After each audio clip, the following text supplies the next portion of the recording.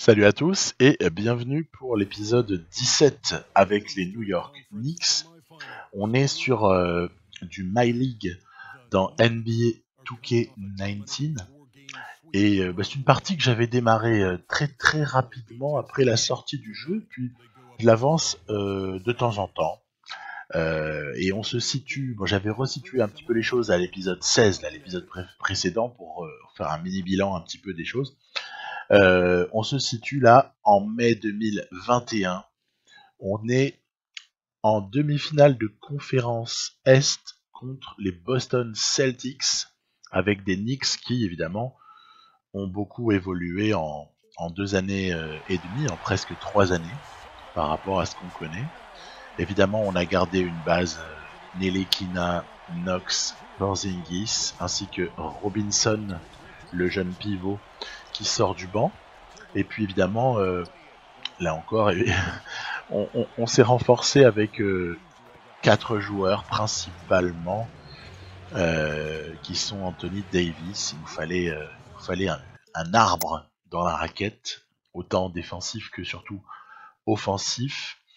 Et puis j'ai pris un très très bon arrière, poste 2-3, qui est Josh Richardson, qui vient comme ça compléter notre 5, et en sortie de banc on a Chris Dunn et Justice Winslow, qui étaient qui n'ont pas été, comment dirais-je, conservés par leurs franchises respectives, alors que les Knicks, le Heat et les Bulls avaient les moyens de les conserver. Mais on leur a fait une offre, ils se sont pas alignés.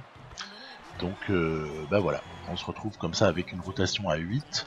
On a un 9e homme que j'ai signé sur 3 ans. Donc il lui restera encore 2 années de contrat après celle-ci. C'est KCP, Kentavious Caldwell Pope. Alors, on voit qu'Anthony Davis est obligé de faire le boulot tout seul, parce qu'il prend 2 rebonds offensifs et comme ça rate. Mais je fais pas beaucoup jouer KCP. Je le garde vraiment au chaud, au cas où. J'ai très très confiance en mes 8 hommes de base là.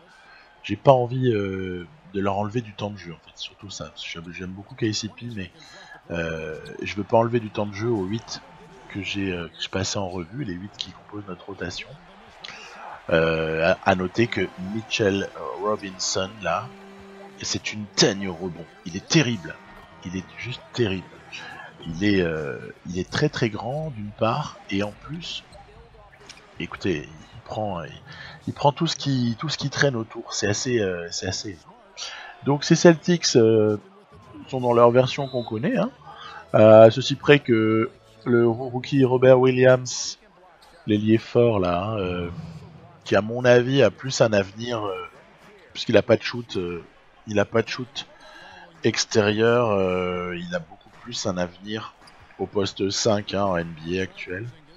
Mais bon, voilà, donc ils le font jouer au poste 4. C'est à mon avis la faiblesse de leur rotation, parce que par ailleurs ils ont un très bon rookie, la Marche, qu'on a vu, c'est le numéro 4. C'est un bon rookie au poste de arrière meneur. Honnêtement, il devrait nous mettre un petit peu plus en difficulté. Il suffirait juste que les Celtics ils échangent Williams et Al Horford dans leur 5 et souvent dans leur rotation, quoi. Bon, bref, c'est leur problème, mais en tout cas, du coup, ça nous facilite un peu le travail. On voit qu'on se régale en contre-attaque.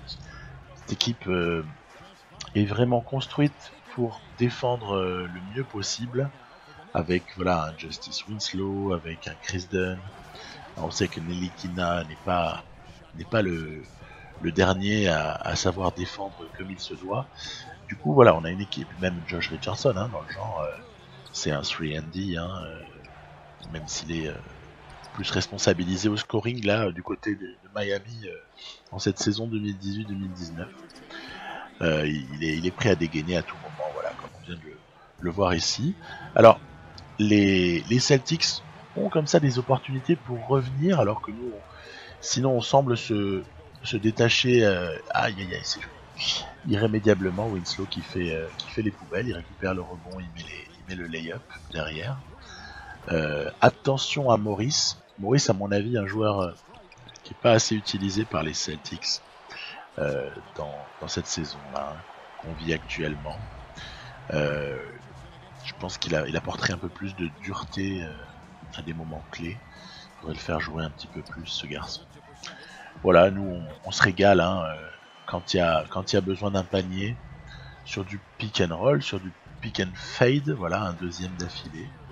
Voilà un peu le fonds de commerce de l'association Ntilikina Porzingis. Et puis quand ce sont pas Ntilikina et Porzingis qui peuvent faire ça, j'ai fait les rotations de telle manière que ce soit bon alors soit Ntilikina peut le faire avec Robinson, mais vous voyez par exemple quand ça fonctionne pas immédiatement, allez on va jouer avec Porzingis, on va feinter le shoot et évidemment terminer au cercle puisque Morris le défenseur avait un petit peu trop collé, donc voilà. On a tellement d'options en fait avec ces joueurs là que c'en est jouissif au moment de jouer les matchs, c'est assez énorme en fait. Donc attention, il va nous poser un petit pic là, Robinson, derrière Winslow, et oui c'est le Fist 25 Clear, ça joue pour l'ailier qui se fait poser un écran par le pivot en toute fin, très très joli contre. On a beaucoup de qualités défensives sur cette équipe et on voit qu'on se détache assez irrémédiablement, donc un petit peu surpris de gagner avec je dirais autant de facilité face à une si bonne équipe que peuvent être les Boston Celtics. Je suis assez surpris. Maintenant voilà, le jeu voilà, Anthony Davis qui s'écarte là, c'est assez imparable après, donc voilà, en fin de match je vais m'amuser, je vais faire rentrer les faire rentrer les gars qui jouent jamais, et puis pour m'amuser un peu avec Marvin Williams avec Mathieu Dellavedova, enfin bref, nos vétérans quoi.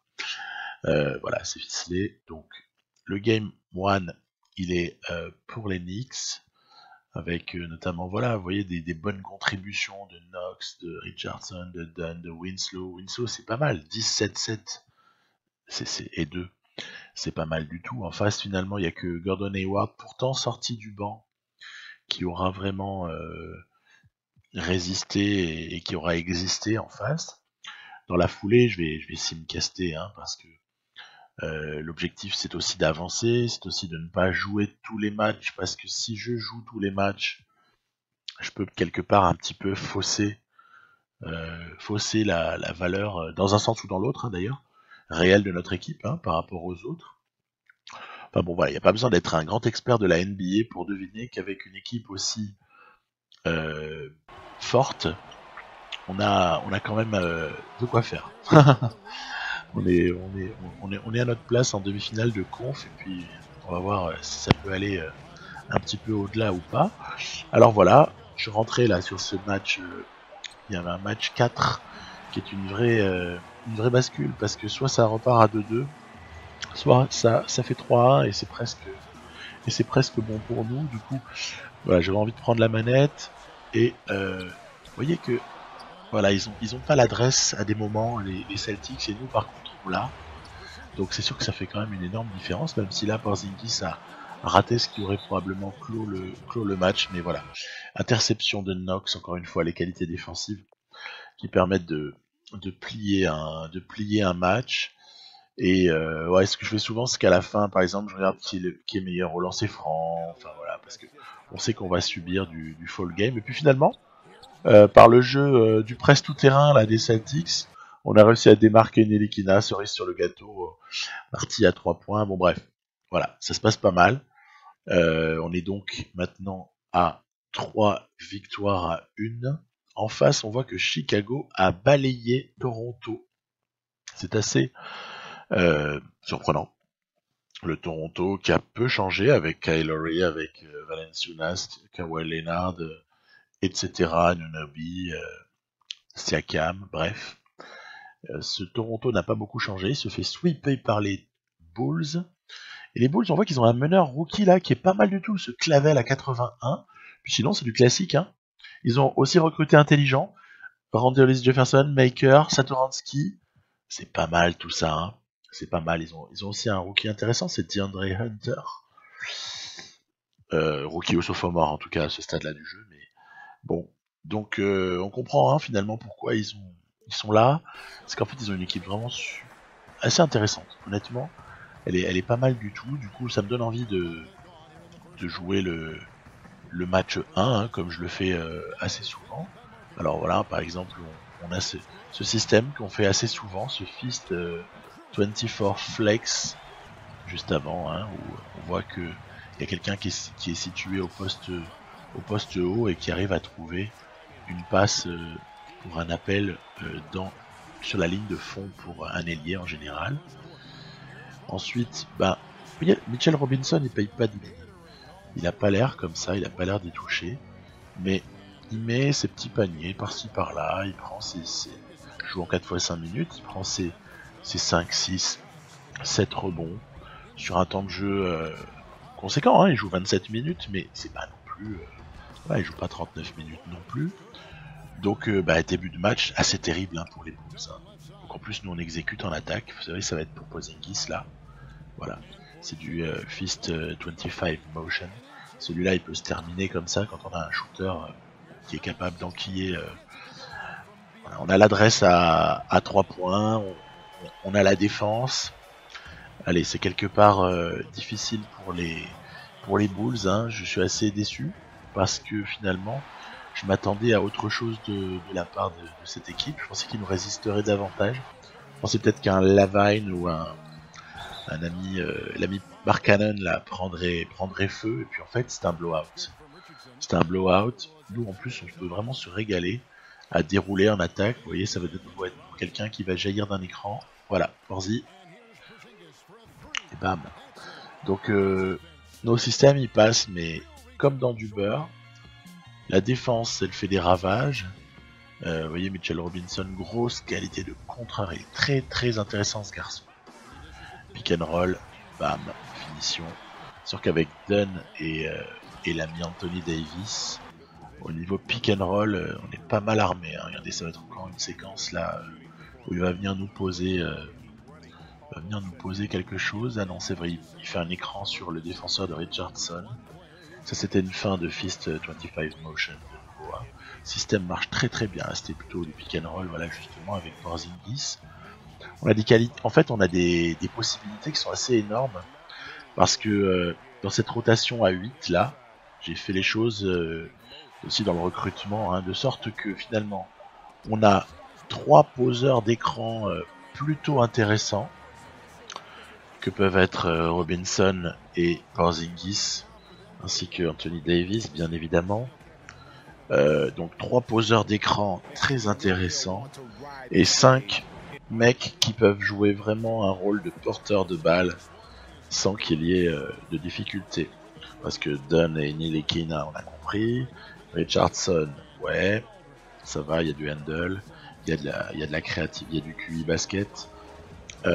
Mais faut pas croire que nos ailiers, là, que ce soit Winslow ou Kevin Knox, ils ont également vraiment le handle, ils ont le QI basket, ils ont la qualité d'organisation, c'est la note du jeu, là ils sont au moins à B voire B+.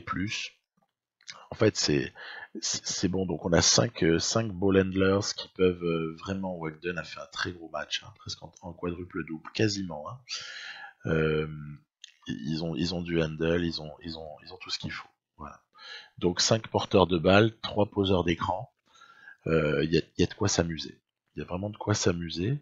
Donc à partir de là, on va faire comme contre les Celtics, on va continuer, mais en sim castant, parce que j'ai quand même l'illusion de penser qu'on est au-dessus. Donc autant y aller, autant se diriger vers la suite.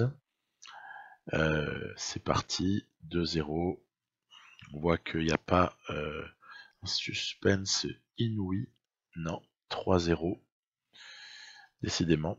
Ils ont sweepé les Raptors et puis finalement ils sont sur le chemin du sweep. Et voilà, ils vont se faire sweeper à leur tour. Donc on est en finale NBA. Honnêtement, on est là où je pensais qu'on devait être. Faut pas non plus rigoler.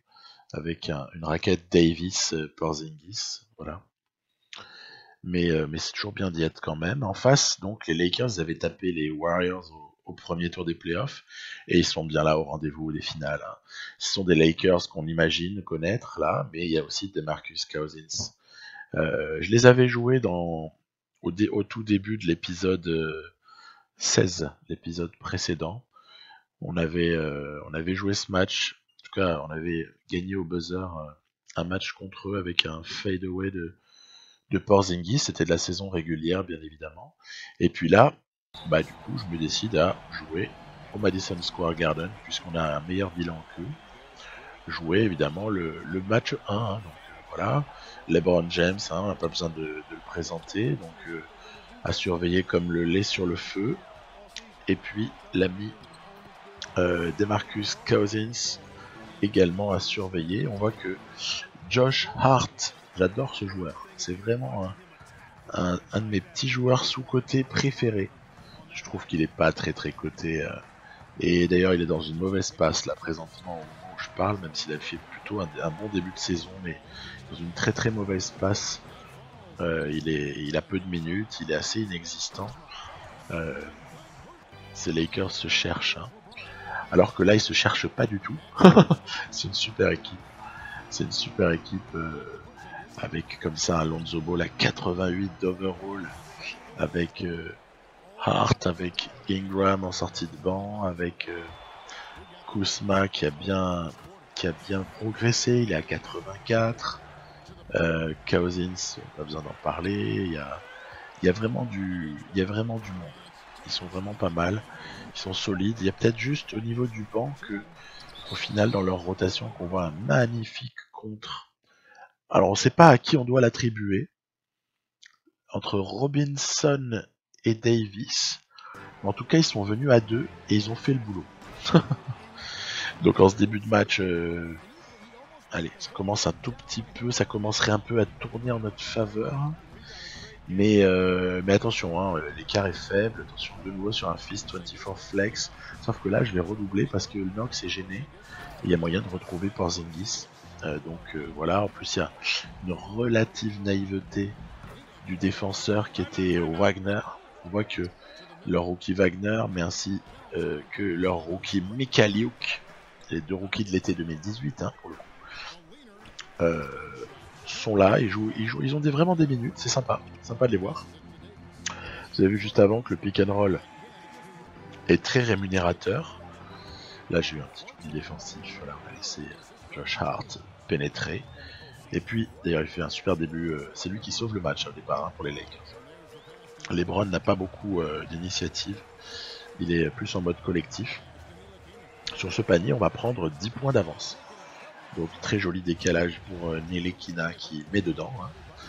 Magnifique alley-oop pour LeBron James.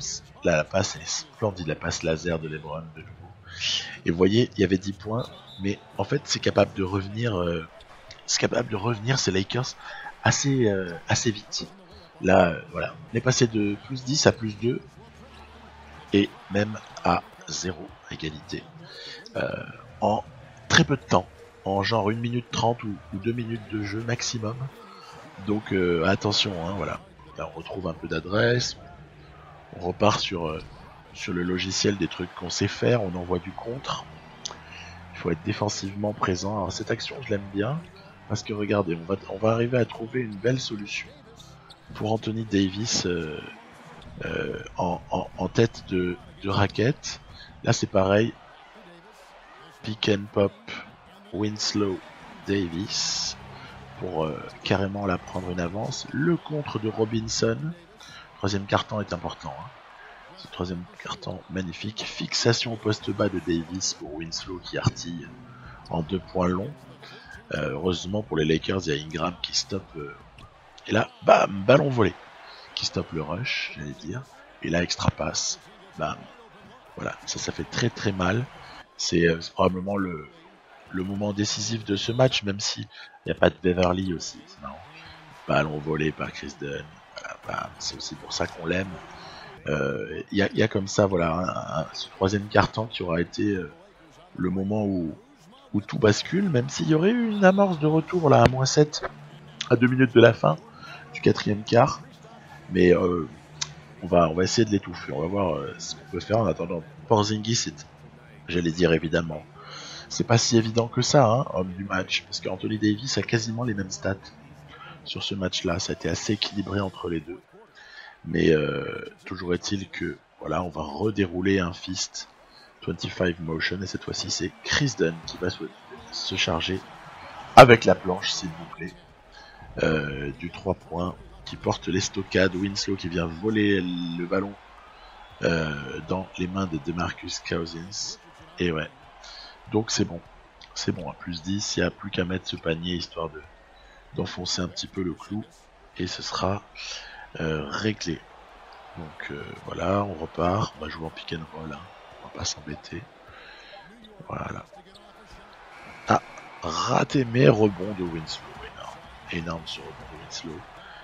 Pire moment pour les Lakers, il est pris de ce ballon qui aurait pu éventuellement les ramener légèrement. Et là, voilà, ce sera en sortie de pick and roll, un ballon pour Josh Richardson. Et on n'a plus ensuite qu'à attendre la fin. Donc victoire dans ce match 1 des finales NBA 2021. On voit Isaac Bonga, là, ils avaient fait rentrer les remplaçants sur la toute fin, les Lakers. LeBron James n'est pas très content. Mais c'est pas fini. C'est pas fini. On est loin d'avoir gagné. Il faut gagner 4 matchs. On en a gagné que 1. On voit sur les highlights là que voilà, il y a ce contre monumental. Il y a ces ballons volés par-ci par-là. On a plutôt une adresse excellente à 3 points. 44%, c'est très bon. C'est très bon. Beaucoup de passes décisives. Il y a un jeu qui est assez collectif. Les systèmes sont exécutés assez proprement. Donc plutôt satisfaisant tout ça. Notamment, je suis très content de la ligne de stade d'un Winslow à 4-4, 17-2. Le 17-7, il fait très mal. Un Chris Dunn aussi a fait un énorme match. Donc voilà, c'est pas mal. Alors maintenant, toujours sur le même mode, on va aller simcaster la suite. Qu'on voit que on est plutôt en position on était en position de gagner ce match 2 et puis finalement il y a un sursaut des Lakers sur la fin. Ah, ballon volé, excellent ce ballon volé. Donc on passe un point devant, il reste 1 minute 30. Très joli contre de AD sur Boogie qui permet... Ah, par contre là j'ai laissé LeBron James pénétrer, j'avais perdu la possession suivante. Donc là, petit pick and pop là, des familles à 20 secondes de la fin pour prendre la tête. Faut pas trembler. Et puis c'est LeBron James qui va prendre la charge de la dernière possession. Ah là là là là là là là. Il nous a mis le buzzer beater. Regardez, c'est rigolo. J'ai sauté un tout petit peu trop tôt avec Anthony Davis. Bref, ouais, on peut se mordre les doigts parce qu'il y avait peut-être moyen d'être à 2-0 alors que là du coup tout est remis en question. D'autant plus que on prend une sauce totale au match 3. On est mené 2-1. Ensuite, ah là là, ça sent pas bon. C'est 3-1 pour les Lakers. Aïe aïe aïe aïe aïe. Donc voilà, on va continuer en espérant que cette fois-ci ça se goupille convenablement. On est à New York. Oh là là, c'est serré, ça a failli perdre. Hein. 3-2 pour les Lakers. Match 6. Alors est-ce qu'on va avoir le droit de retourner à New York ou pas? Oui, on va avoir le droit. On va donc avoir le truc le plus kiffant du basket NBA, c'est-à-dire une finale qui va en 7 matchs et donc un titre qui va se jouer sur un seul match. Donc voilà, je suis d'avis que ce match-là, c'est le type de match qui se joue, c'est pas le type de match qui se simule.